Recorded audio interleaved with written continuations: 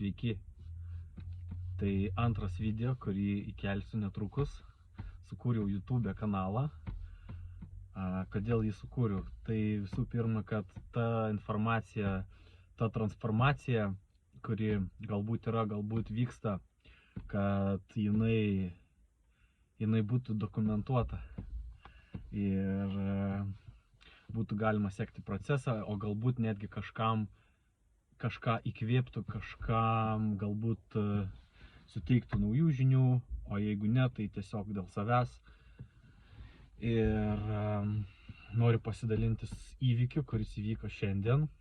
Tai antra diena po seminaro. Tai vakar padariau video, apibendrinau.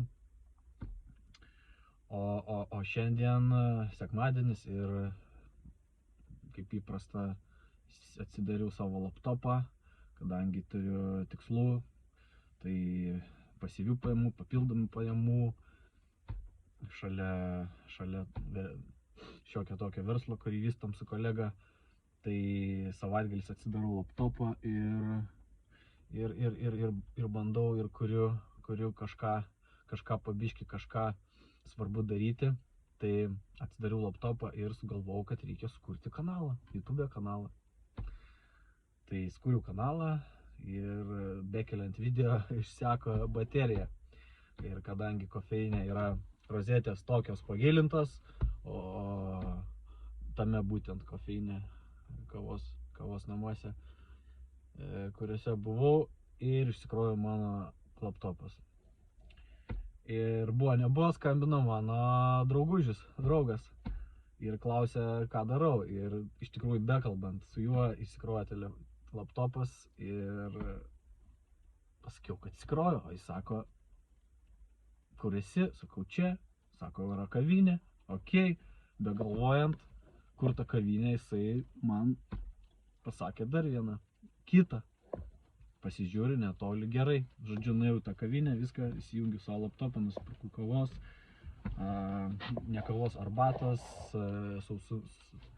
keksą, viską pasistačiau, susijungiau ir pradėjau darbelius, pabaigiau YouTube šitą video kelti, tada pradėjau paskaitą klausyti tokią, nes esu nusipirkęs keletą paskaitų, labai pigiai.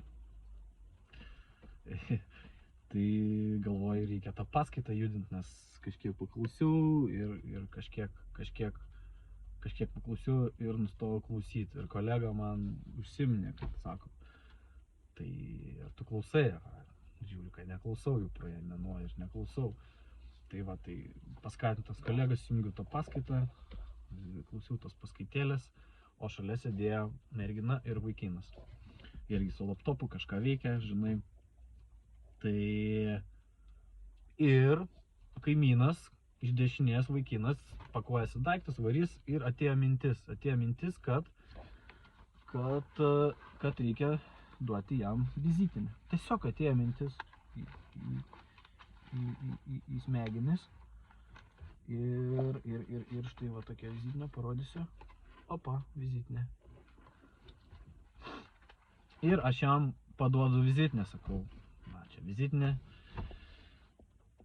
gal reikės, gal nereikės, pasižiūrė, sako, gal net ir reikės, ir jisai toliau pakojasi ir aš pagalvojau, sakau, o kuo tu užsiemi?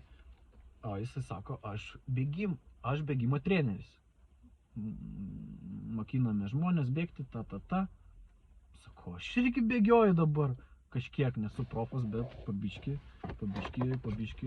Yra šeštadieniais tradicija prasibėgti ir taip pat einu į sporto klubą, tenais prieš apšilimui bėgu 10 minučių ant bėgimo takelio, 9 greičių.